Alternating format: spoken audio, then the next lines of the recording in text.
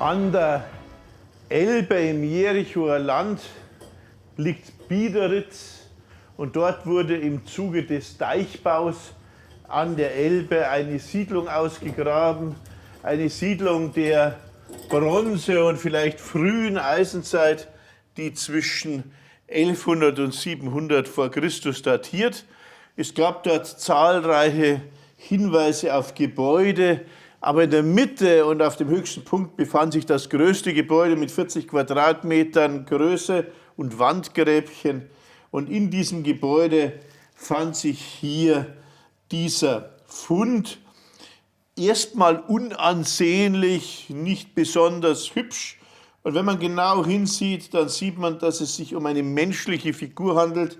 Und man sieht, dass der Kopfbereich hier abgetrennt ist. Man sieht aber auch, dass der Kopf mit einem Zapfen, vermutlich aus Holz, eingezapft und stabilisiert war. Wir kennen solche Figuren aus ganz Südosteuropa, aus Götterfigürchen, als Figürchen, die in Religion und Kult benutzt wurden. Und sehr, sehr häufig sind diese Figuren intentionell, das heißt absichtlich zerbrochen, um sie zu defunktionalisieren. Welche religiösen Vorstellungen dahinter stehen, können wir im Einzelnen nicht mehr genau sagen.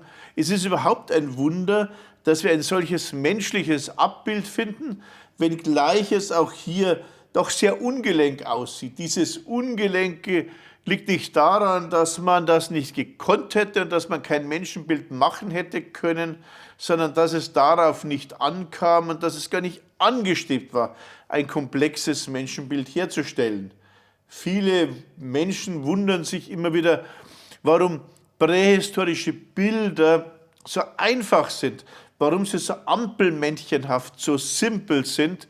Das kann man vergleichsweise leicht erklären. Sie sind deshalb so einfach, weil man in einer schriftlosen Kultur ist, in der der Bildträger eine eindeutige Botschaft überbringt. Erst in schriftlichen Kulturen wird die Perspektive, die komplexe Darstellung erfunden, beispielsweise im frühen Griechenland. Wir müssen uns also hier über diese einfache Darstellung nicht wundern und auch nicht über die Darstellung aus Lehm, der ganz schnell so zusammengeknetet scheint.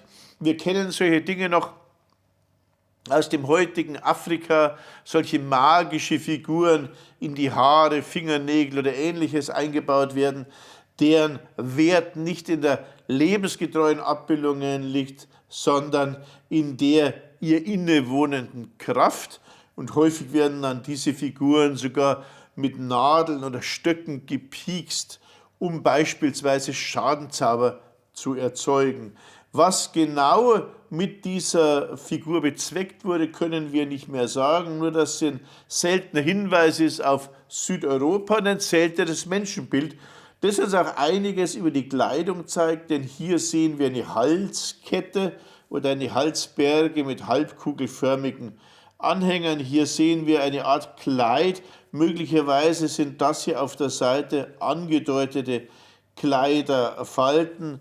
Und hier die Rückseite mit diesen senkrechten Rillen und Punkten wurde schon als Haare interpretiert, möglicherweise aber auch als Teil der Kleidung. Wir dürfen auch nicht vernachlässigen, dass die Figur im größten, bedeutendsten Gebäude, möglicherweise in einem Kultbau, sich befand. Und hier haben wir es wahrscheinlich mit einer religiösen Äußerung zu tun, mit einem Opfer, das wir im Einzelnen nicht mehr fassen können, das uns aber etwas ganz Seltenes für die Vorgeschichte überliefert, ein Menschenbild.